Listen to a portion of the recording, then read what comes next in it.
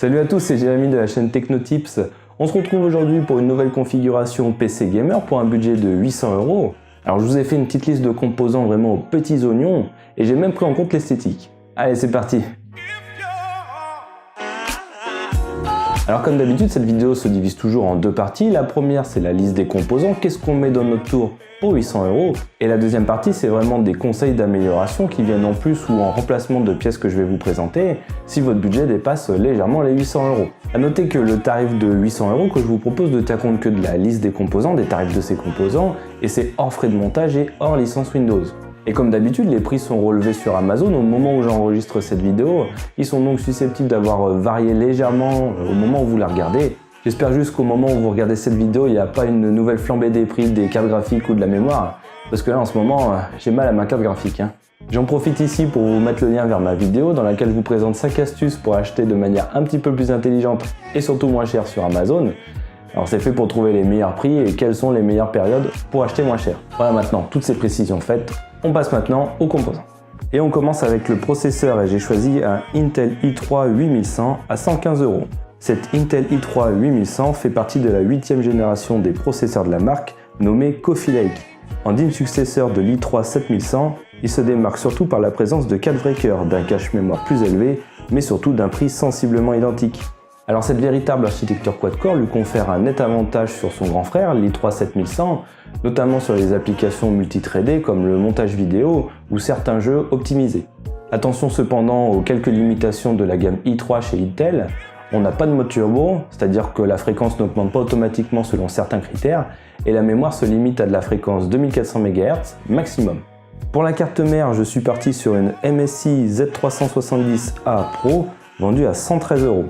MSI propose une carte orientée gamer et abordable, la connectique est plutôt bien fournie avec 6 ports SATA, un emplacement pour disque au format M2, 5 prises de ventilation, 2 ports PCI Express x16 et 3 sorties vidéo. On ajoutera aussi que le chipset Z370 vous autorise quelques fonctionnalités d'overclocking avancées, notamment pour le processeur et pour la mémoire. Seul reproche qu'on peut faire à cette carte mère, c'est l'absence du Wi-Fi. Et aussi, malgré ces 3 sorties vidéo, il n'y a pas de sortie HDMI, ce qui aurait permis une compatibilité plus large avec plein d'écrans. On enchaîne avec l'alimentation et je vous propose une Corsair TX 550M de 550 watts à 77 €. Les modèles de la gamme TX chez Corsair disposent d'une certification 80+ Gold, d'un fonctionnement semi-passif, la ventilation s'enclenche au-dessus d'un certain niveau de consommation, d'un câblage semi-modulaire et surtout d'une garantie de 5 ans.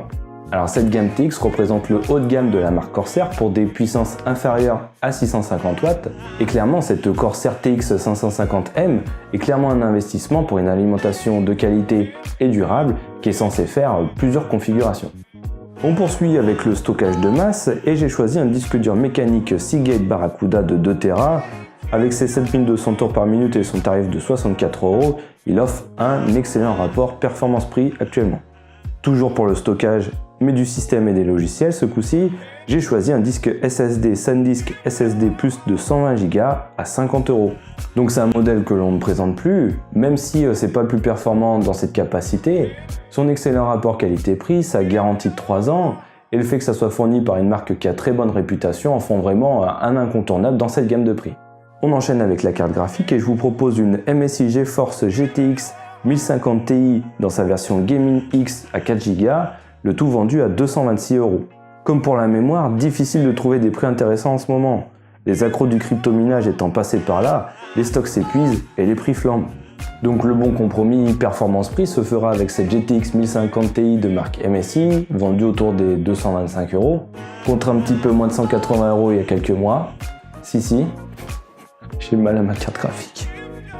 Cette version Gaming X est donc overclockée d'usine et vous permettra d'atteindre sans mal les 60 images par seconde dans un grand nombre de jeux.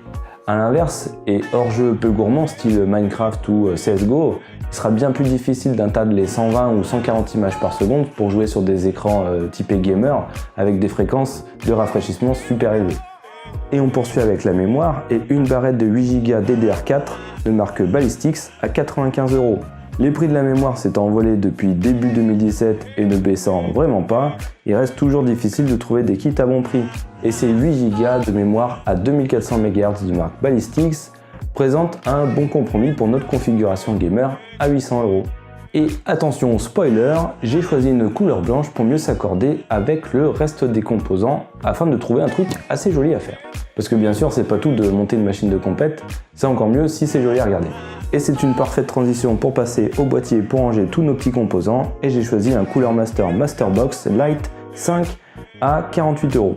Épuré et surtout très abordable, ce boîtier offre quand même toutes les prestations nécessaires pour en faire une machine gamer. Il dispose de suffisamment de place pour y ranger une grande carte graphique, de plusieurs emplacements de disques durs, mais aussi d'une belle capacité de refroidissement. Mais c'est surtout sur l'esthétique qu'il se démarque de la concurrence. Une belle porte en plexiglas pour mettre en avant sa configuration, un cache d'alimentation pour ranger tous les câbles indésirables et suffisamment d'espace à l'arrière pour un câble management propre. La façade est elle aussi transparente pour laisser apparaître les LED des 3 ventilateurs qu'il est possible d'y mettre. Malheureusement, et c'est là le plus gros défaut du boîtier, c'est qu'il n'est fourni qu'avec un ventilateur en extraction à l'arrière. Mais vous inquiétez pas, j'ai réglé ce problème.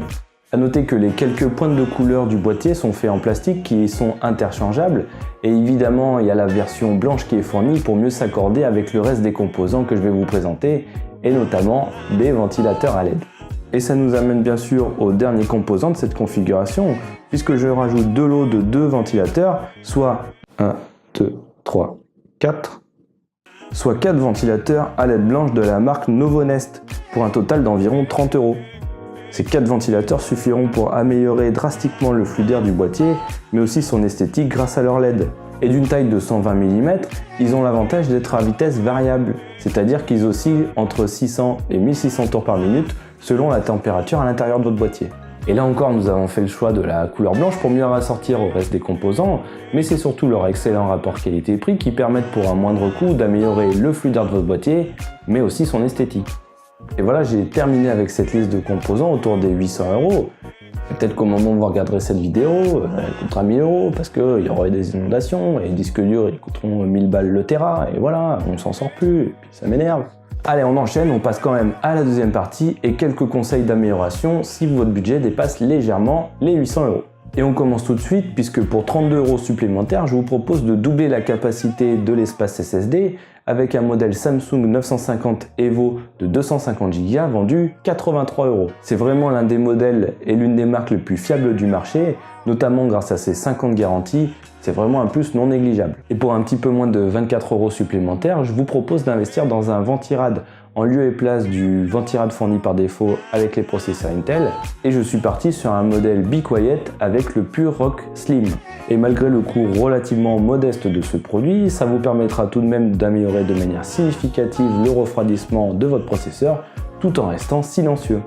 Et voilà pour cette liste de composants et de quelques conseils d'amélioration pour cette configuration PC Gamer à 800 €.